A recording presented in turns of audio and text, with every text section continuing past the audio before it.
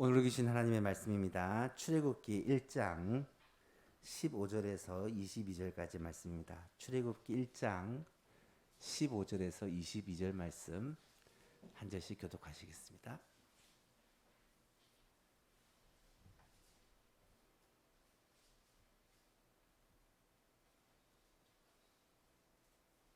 출애굽기 1장 15절부터 22절까지입니다. 찾으셨으면 한 절씩 교독합니다. 애굽 왕이 히브리 산파 십브라라 하는 사람과 부하라 하는 사람에게 말하여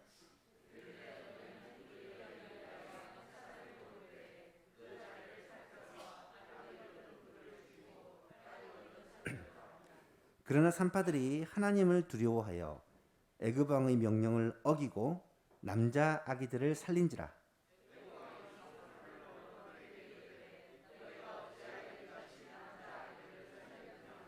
산파가 바로에게 대답하되 히브리 여인은 애굽 여인과 같지 아니하고 건장하여 산파가 그들에게 이르기 전에 해산하였더이다 하매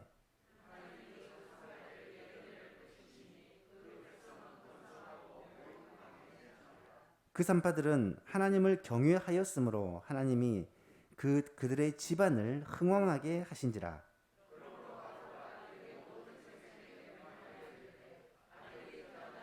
너희는 그를 나일 강에 던지고 딸이어든 살려두라 하였더라.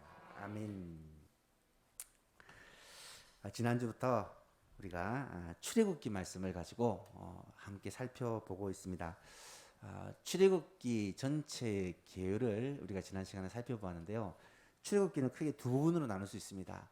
첫 부분은 1장부터 18장까지의 내용인데 애굽에서 탈출하는 말 그대로 출애굽 사건을 다룬 것입니다. 하나님께서 애굽에서 종살이하는 백성들을 그들의 기도를 들으시고 모세를 부르시고 세우셔서 그들을 고난 가운데서 건져주시는 출애굽 사건이 전반부고요. 19장부터 마지막 40장까지는 이 출애굽한 백성들이 광야의 시내산에서 하나님과 언약을 맺는 장면이 나타납니다. 하나님과 이스라엘 백성 사이에 언약을 맺는 것이 이 뒷부분입니다. 언약의 내용이 십계명과 율법이고요.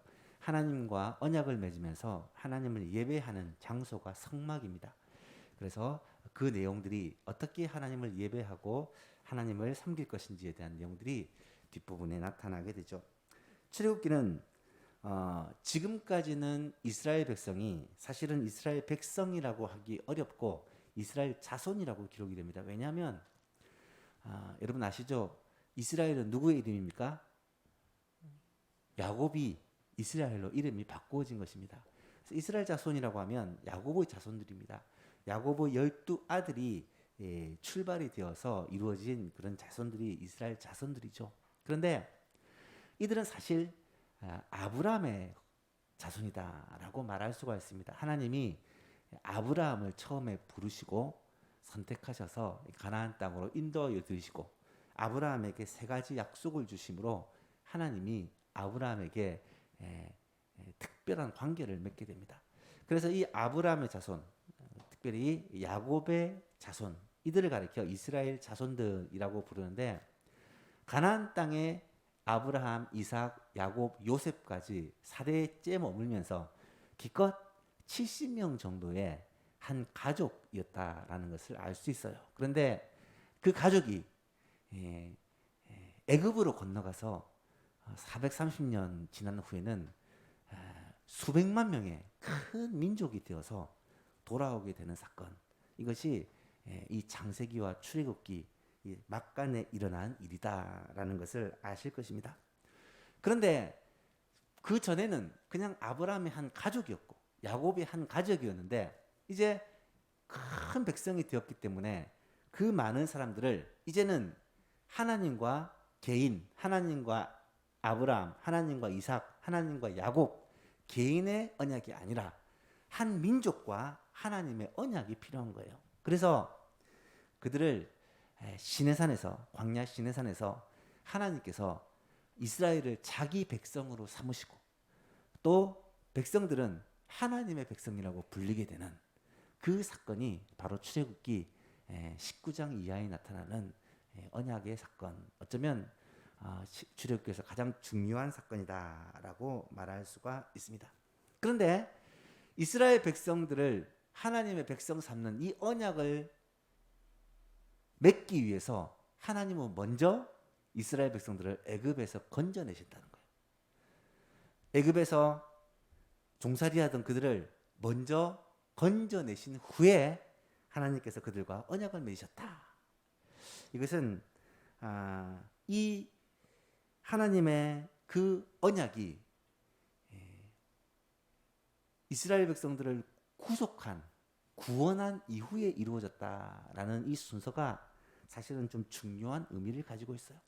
여러분, 우리가 하나님의 자녀입니다. 하나님의 백성입니다. 그런데 우리가 하나님의 백성, 하나님의 자녀가 된 것은 우리가 구원받았기 때문입니다. 하나님께 구원의 은혜를 입었기 때문에 오늘 우리가 하나님의 백성이 되고 하나님의 자녀가 되게 된다는 거예요. 구원받지 않는 사람이 하나님의 말씀을 순종하며 산다고 그것이 그에게 복이 되고 은혜가 되는 것이 아닙니다. 구원받지 않는 사람이 하나님과 특별한 그런 관계를 맺을 수가 없어요. 구원받은 하나님의 백성, 구원받은 하나님의 자녀가 하나님의 말씀, 하나님께 예배, 이런 모든 것들이 의미가 있게 된다는 것입니다. 그래서 하나님은 먼저 이스라엘 백성들을 구원하셨고, 구원한 이스라엘 백성들에게 언약을 맺으시고 그들에게 율법도 주시고 그들에게 하나님을 예배할 수 있는 그러한 성막도 주셨다라는 사실을 이 출애굽기에서 우리는 깨닫게 됩니다. 그러면 하나님께서 이스라엘 백성들을 구원하시기 위해서 어떤 일을 하셨느냐? 제일 먼저 하신 일이 뭐냐면 가나안 땅에 머물러 있는 이 야곱의 가족들이 장차 올 기근을 피하게 하기 위해서 하나님이 이 백성을 애굽으로 옮기십니다. 애굽으로 옮기실 때 먼저 누구를 보내죠? 요셉을 보냅니다. 야곱의 12아들 가운데 11번째 아들 요셉을 먼저 애굽으로 보내죠. 그런데 애굽으로 요셉을 보내시면서 하나님이 하신 일이 있다고 했습니다. 지난 시간 기억나죠? 애굽의 왕조를 저 셈족에서 온 힉소스 왕조라는 왕조를 바꾸셔가지고 애굽의 종으로 요셉이 팔려왔을 때 그 종을 하루아침에 총리로 세울 수 있는 기반을 만들어 놓으신 거예요. 하나님의 계획과 하나님의 이 철저한 준비로 이 요셉을 들어 애굽의 제2인자 총리로 세우시고 30살의 젊은 요셉을 통하여 이 애굽을 기근으로부터 건져내시고 애굽뿐만 아니라 그 주위의 모든 나라들을 기근으로부터 건져내시는 하나님의 구원 역사를 이루십니다. 사실 애굽의 입장에서 볼 때는 요셉이 구원자죠. 요셉이 없었더라면 아마 7년 대기근 동안 아무도 살아남지 못했을 거예요. 요셉을 보내심으로 기근을 준비하고 또 애굽뿐 아니라 주변의 많은 나라들에게 먹을 것을 제공하는 그러한 일을 하나님이 하셨죠. 하나님은 요셉을 먼저 보내신 후에 이스라엘 70명의 야곱의 가족들을 이 애굽의 고센 땅이라는 곳에 머물게 하시고 원래 그곳에서 남은 5년의 기근을 버티고 돌아올 계획이 있었는지 없었는지 모르겠지만 가보니까 너무 좋거든요. 좋은 땅에서 그들이 정착을 하고 그냥 길게 삽니다.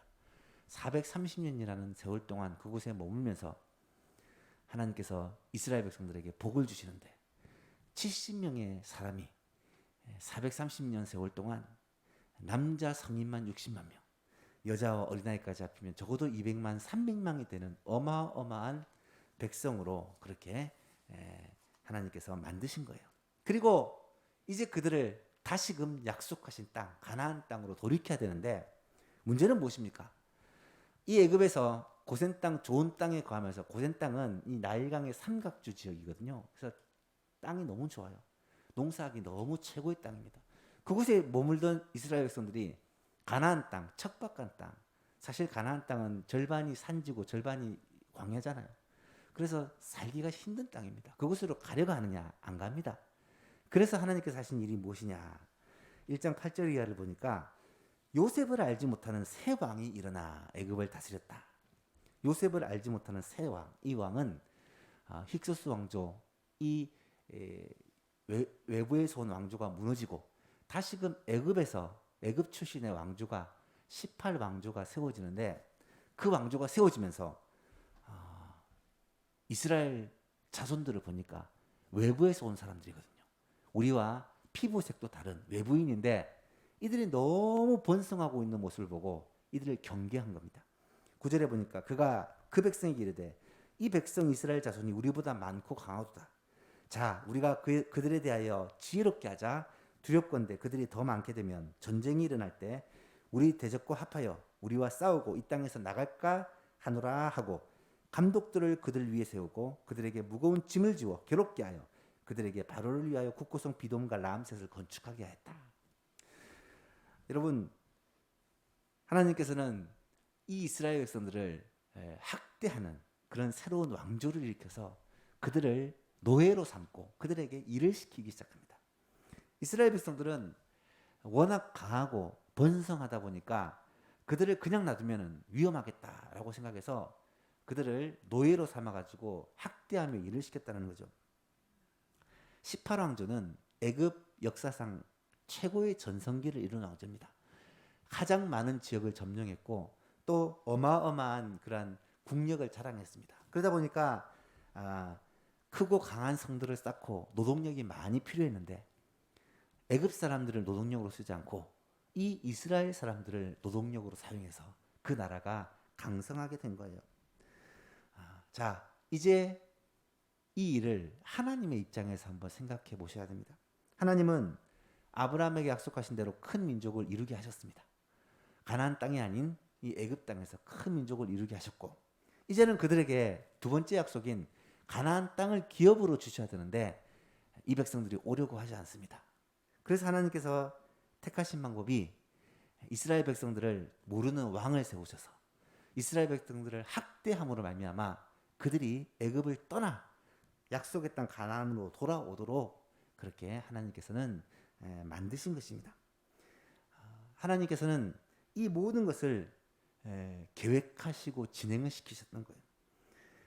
그런데 이스라엘 백성들을 애굽 사람들이 학대하는 가운데도 하나님의 첫 번째 약속인 이스라엘 백성들의 번성과 강대함이 계속됩니다. 12절을 보니까 그러나 학대를 받을수록 더욱 번성하여 퍼져나갔다. 이것은 참 은혜죠. 하나님이 베푸신 은혜입니다.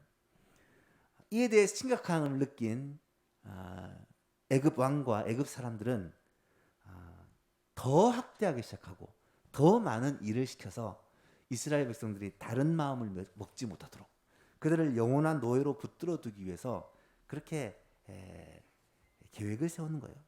하지만 그럼에도 불구하고 이스라엘 백성들은 멈추지 않고 계속해서 번성해가고 더 많은 백성들이 불어나니까 이번에는 굉장히 교묘하고 간사한 방법을 생각해낸 것입니다. 그것이 오늘 본문이에요. 15절 16절을 보니까 애굽 왕이 바로죠. 히브리 산파 십브라 하는 사람과 부하, 십브라와 부하라는 두 히브리 산파를 불러놓고, 이 히브리 산파는 히브리인이 애를 낳을 때 도와주는 사람이죠. 너희는 히브리 여인을 위하여 해산을 도울 때에 그 자리에서 만약에 아들이라면 그냥 소리 소문 없이 죽여버리고 딸이라면 살려라.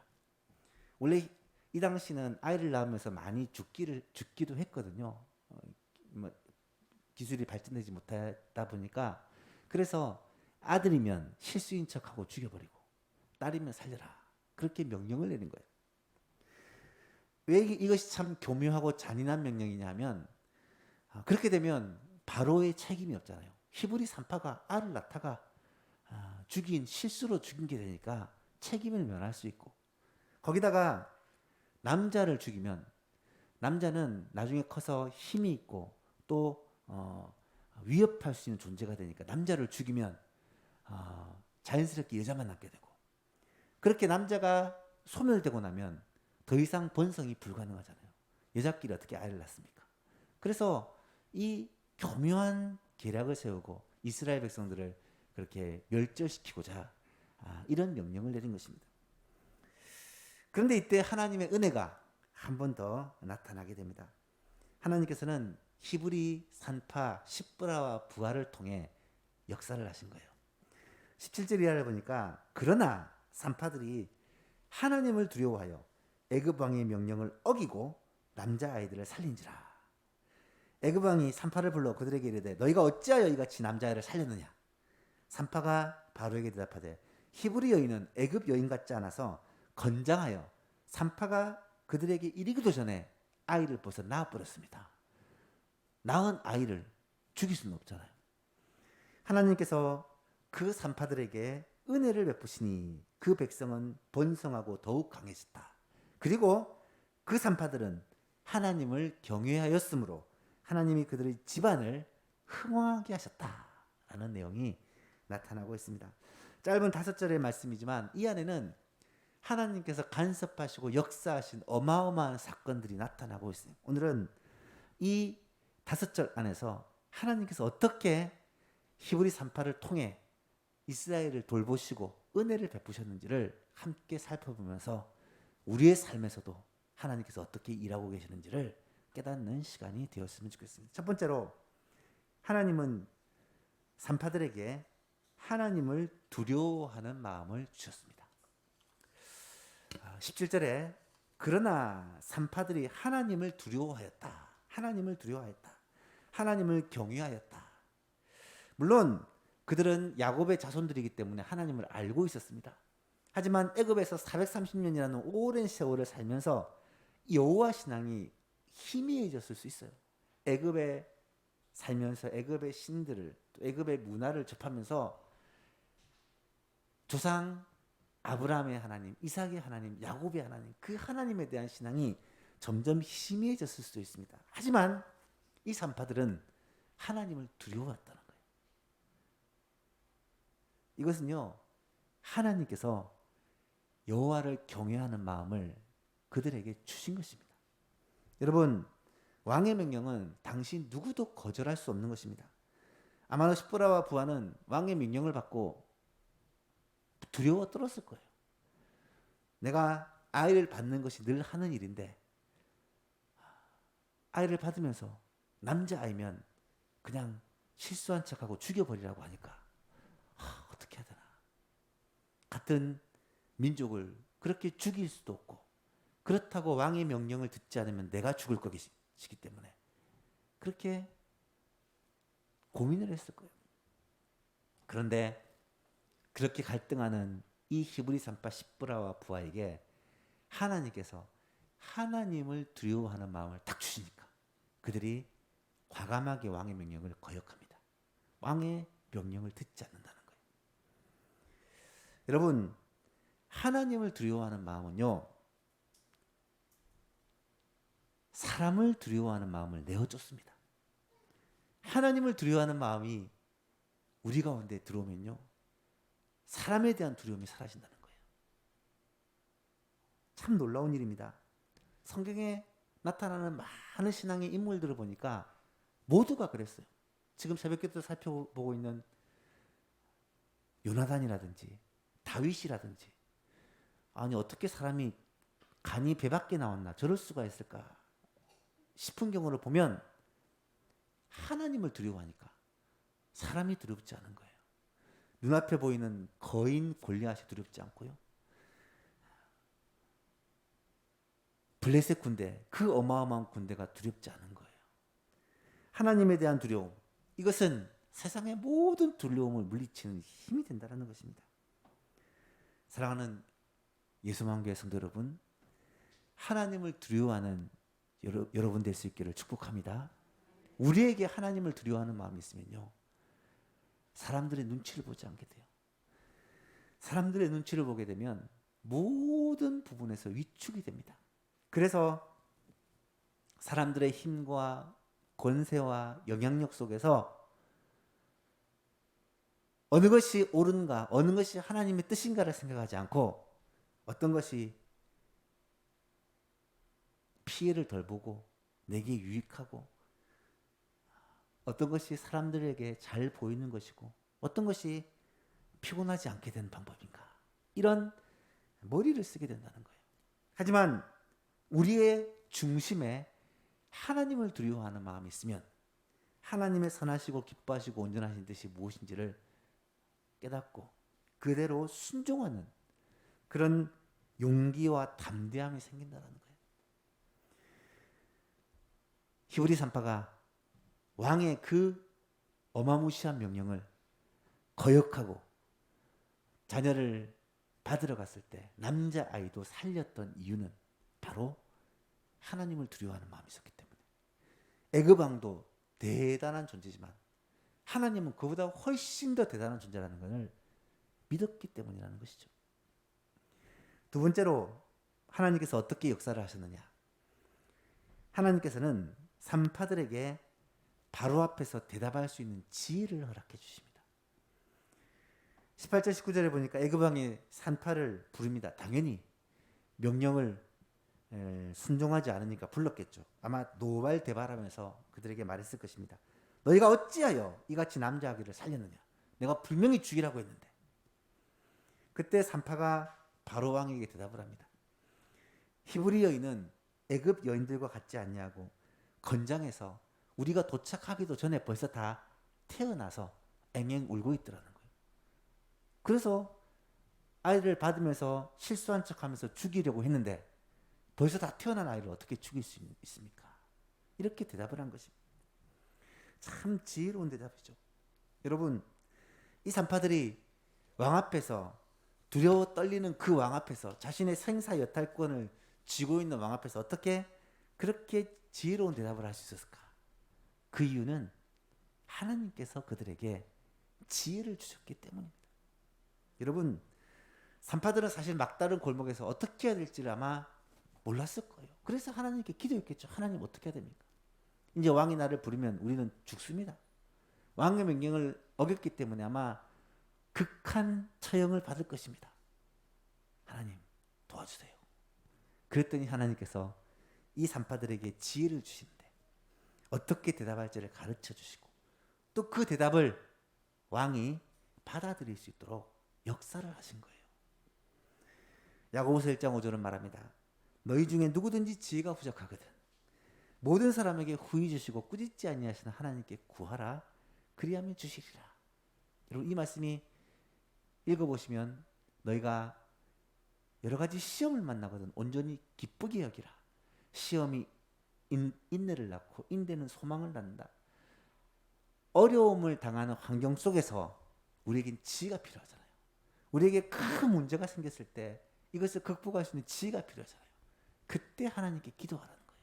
그러면 하나님께서 우리에게 지혜를 주신다는 약속입니다. 누가복음 12장에 보면 마지막 때 환난의 때가 왔을 때 어떻게 하나님께서 예수님께서 말씀하시냐면 사람이 너희를 회당이나 위정자나 권세 있는 자 앞에 끌고 가거든 어떻게 무엇으로 대답하며 무엇으로 말할까 염려하지 말라는 거예요. 마땅히 할 말을 성령께서 곧 그때에 너희에게 가르쳐 주실 것이다. 여러분, 하나님은 우리에게 지혜를 주시는 분이심을 믿으시기 바랍니다. 하나님은 우리에게 할 말을 가르쳐 주시는 분이세요. 그래서 우리가 어떻게 해야 할지 알지 못할 때 하나님의 그 은혜를 구할 때 하나님께서는 우리의 입술에 할 말을 가르쳐 주시고 우리에게 바르게 선택할 수 있는 지혜를 주심으로 말미암아 어려움을 이기게 하시고 하나님께서 우리에게 은혜를 베풀어 주신다라는 것을 이 산파를 통해서 깨닫게 된다는 사실입니다. 세 번째입니다. 하나님은 산파들을 통해 이스라엘 백성들을 더욱 번성하게 하셨습니다. 히브리 산파들은 사실 이스라엘 백성들을 죽이도록 도구로 보낸 바로의 명령을 받은 존재들인데 그들이 오히려 하나님의 백성 이스라엘에게 복을 주는 도구가 되어버린 거예요. 여러분, 바로의 교묘한 책략과 그 기가 막힌 방법이요, 이 산파들을 통해 완전히 어긋나 버리게 된 것입니다. 이것은 하나님께서 하신 일입니다. 하나님께서 일하시는 방법이라는 거예요.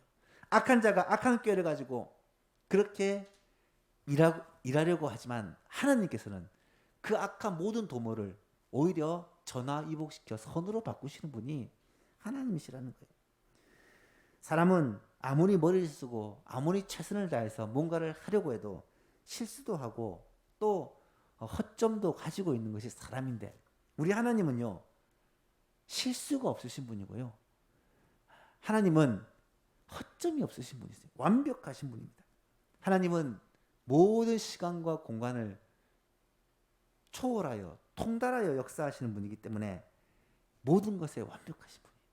그래서 그 터널을 지날 때, 고난의 터널을 지날 때는 우리가 너무 힘들지만 다 지나고 나면 와, 이것이 하나님께서 하신 일이고 하나님의 작품이구나 라는 것을 깨닫고 하나님을 찬양하게 된다는 거예요. 사랑하는 예수망년 여러분, 지금도 우리의 삶에 역사하시고 지금도 우리를 그 완벽한 계획 속에서 인도하시는 하나님을 믿으실 수 있기를 축복합니다. 우리가 예수만 교회가 생기기까지 여러 가지 우여곡절과 아픔을 겪게 하신 이유도, 또 예수만 교회가 생긴 지 2년 지났을 때 코로나라는 상상할 수 없는 재앙이 닥침으로 우리의 신앙생활에 이런 어려움을 당하게 하신 이유도 지금은 잘 모르겠어요. 힘들죠. 그런데 세월이 지나고 나면 하나님께서 이렇게 하신 이유와 목적이 있다. 하나님께서 우리 가운데 무엇을 하시기 위해, 어떤 역사를 이루시기 위해 이렇게 하나님께서 세심하게 역사하셨구나라는 것을 분명 깨닫는 그날이 올 것이라고 저는 확신합니다. 늘 말씀드리지만 로마서 8장 28절 말씀 같이 한번 읽어볼까요? 하나님을 우리가 알거니와 하나님을 사랑하는 자 곧 그의 뜻대로 부르심을 입은 자들에게는 모든 것이 합력하여 선을 이루느니라. 아멘. 그 역사가 지금도 우리 가운데, 지금도 우리의 소망 교회 가운데, 지금도 여러분 한 사람 한 사람의 인생 가운데 계속되고 있다는 사실을 믿고 그 하나님을 붙들고 의지하는 모든 성도님 될 수 있기를 바랍니다. 마지막으로 하나님은 산파들의 집안을 흥왕하게 하셨습니다. 21절에 보니까 그 산파들은 여호와를 경외하였으므로 하나님이 그의 집안을 흥왕하게 하신지라.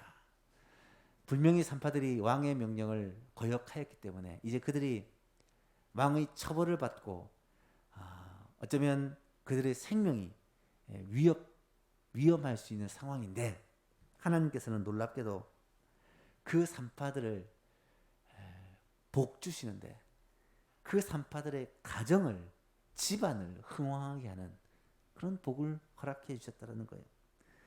그와 그의 가정이 복받는 것, 여러분 가장 원하는 기도의 제목이 아닙니까? 여러분과 여러분의 자녀들이 잘 되는 것, 이게 우리가 늘 기도하는 제목 아닙니까? 하나님께서는 어떤 자에게 그런 은혜를 베풀어 주시느냐? 여호와를 경외하는 자, 하나님을 두려워하였으므로, 여호와를 경외하였으므로 그렇게 우리에게 은혜를 베풀어 주신다는 거예요. 지금도 마찬가지입니다.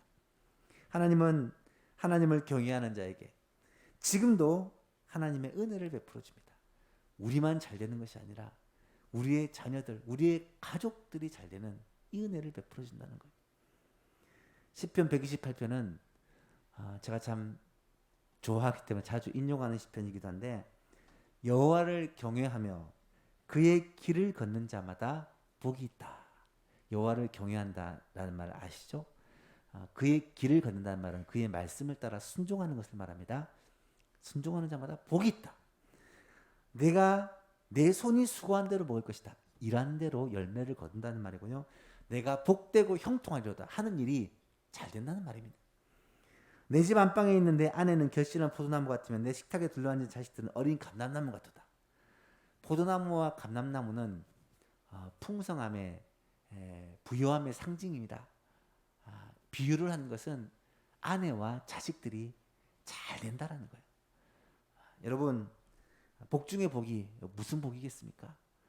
물론 육신의 건강도 필요하고 물질의 복도 필요하고 세상에서 형통의 복도 필요하지만 우리 가정이 잘 되고 화목하고 그리고 하나님 잘 섬기는 복된 가정 되는 게 가장 큰 복이 아니겠어요?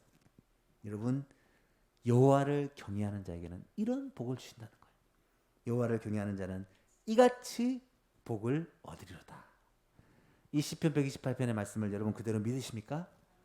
그대로 믿으신다면 여호와를 경외하는 여러분과 여호와를 경외하는 여러분의 가정이 될 수 있기를 축복합니다.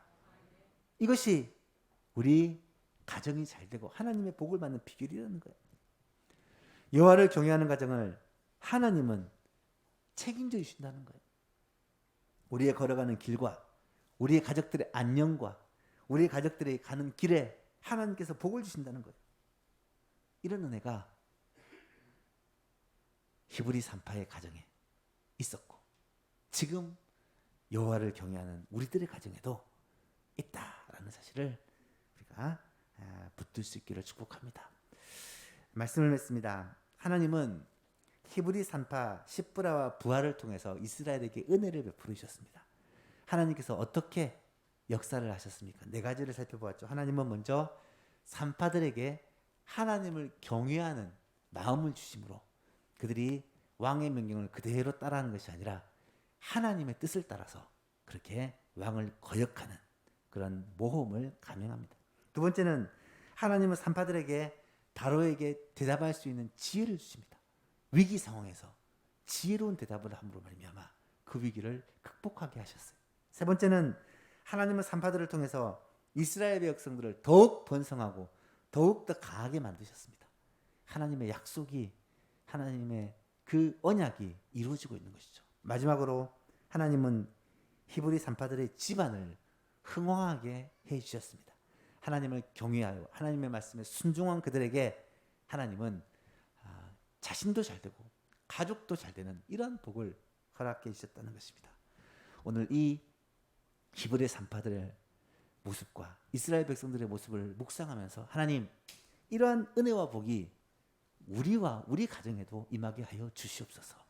나도 여호와를 경외한 이 히브리 산파와 같이 하나님의 은혜와 복이 우리 가정에 임하고 우리 교회에 임하게 되는 거룩한 통로가 되고 그러기 위해서는 하나님을 경외하는 마음, 하나님을 두려워하고 하나님을 사랑하는 마음 우리 가운데 풍성하게 허락하여 주옵소서. 기도하는 이 밤이 될 수 있기를 간절히 바랍니다.